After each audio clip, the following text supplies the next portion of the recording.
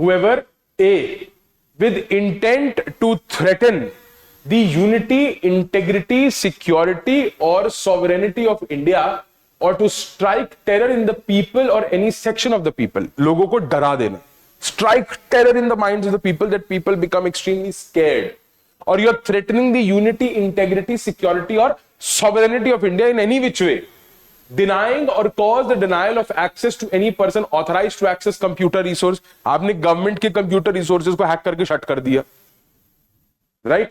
Or attempting to penetrate or access a computer resource without authorization or exceeding authorized access.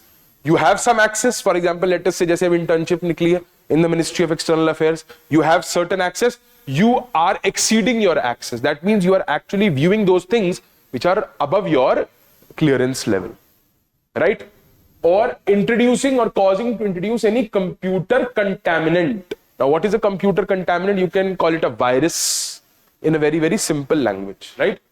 And by means of such conduct causes or is likely to cause death or injuries to persons or damage to or destruction of property or disrupts or knowing that it is likely to cause damage or disruption of supplies or services essential to the life of the community or adversely affect the critical information infrastructure specified under section 70. Basically, जो government institutions, government machinery, government functions which are primarily, largely and to a great extent and sensitively based upon computer resources. I hope you remember the definition of computer resources, 2K, which are based on computer resources and computer systems. Whenever you either there is unauthorized access, or whether you are in an unauthorized manner exceeding your access, or you are introducing any contaminants, basically when you are disrupting, and the purpose is what? The purpose is with intent to threaten the unity, integrity, security or sovereignty of India or to strike terror in the people or any section of the people. For example, can you include a bomb hoax in this definition? You understand what is a bomb hoax? जैसे schools में आ जाता है आजकल कि you know that there is going to be this blast or there is going to be this. So let us say there is a hoax email of this sort for a flight or for a school, etc., or for any institution. Will it be included here? मेरे को तीनों clauses में तो include नहीं हो रहा. देखो, अब now you will have to differentiate. You look here, when we say intent, this talks about the mens rea, but this talks about the actus reus. This talks about the actus reus. Actus reus and mens rea. I hope you understand the difference. Mens rea is not guilty intention. एक तो ये अपने दिमाग से पूरी तरीके से हटा दो कि mens rea guilty intention होती है. Mens rea is nowhere guilty intention. Mens rea is the intention behind the actus reus. It is not guilty intention. आप कह दो मैं तो बिल्कुल सही इंटेंशन से कर रहा था, मैं चाहता हूं, जैसे मैं आपसे क्या करता हूं, मैं कभी कभार मैं by chance if I on purpose if I make a mistake so that I can know that you are well aware in the class and you are awake and you are not sleeping with your eyes open. मैं कभी कभार ही करता हूं ना, जानबूझ के करता हूं. आप समझ रहे हो? तो मैं अपनी इंटेंशन को क्या बता रहा हूं? It's not guilty at all. It's not guilty at all. That is why mens rea is not guilty intention. It is the intention behind the actus reus. But that's a different situation. But ये तीनों में से किसी acts में तो आया ही नहीं. ये तीनों में से किसी भी एक्ट्स में आया ही नहीं जो मैंने आपको अभी एग्जांपल दिया. आगे देखते हैं, हो सकता है.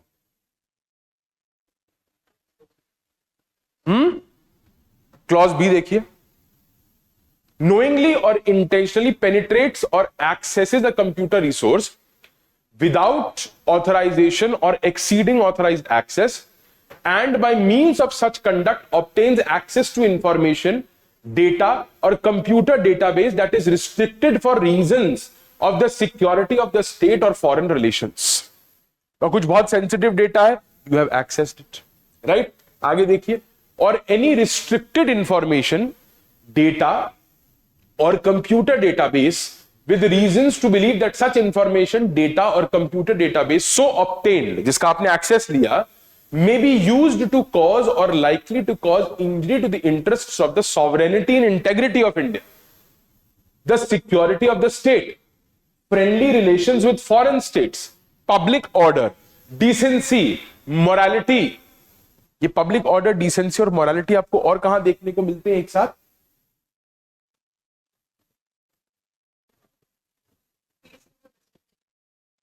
Reasonable restriction of 19 की restrictions में public order, decency and morality. Are you sure you find morality in Article 19, Clause 2?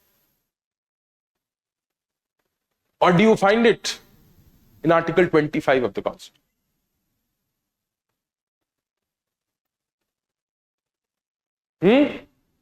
बताइए, ये पब्लिक ऑर्डर, डिसेंसी और मोरालिटी, ये तीनों एक साथ कहां देखने को मिलते हैं? आर्टिकल 25 में, आर्टिकल 19 में? None of the above.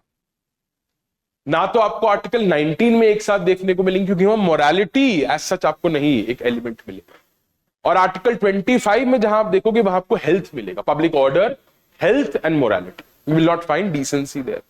तो ये आपको दोनों ही जगहों पर एक साथ देखने को नहीं मिले, but here they have included public order, decency और मोरालिटी, और इन रिलेशन टू मतलब बेसिकली इसको बहुत रेलेवेंट और इंपॉर्टेंट बनाया, to contempt of court, defamation or incitement to an offense or to the advantage of any foreign nation, group of individuals or otherwise commits the offense of cyber terrorism. Cyber terrorism में जैसे मैंने बताया ना, email भेजना यहां पर अभी तक तो नहीं आया. It is all about gaining unauthorized access or penetrating a computer resource. What is the punishment? With imprisonment, which may extend to imprisonment for life. Which may extend to imprisonment for life. That means it can be any imprisonment. Fine? Are you able to understand this? Sure?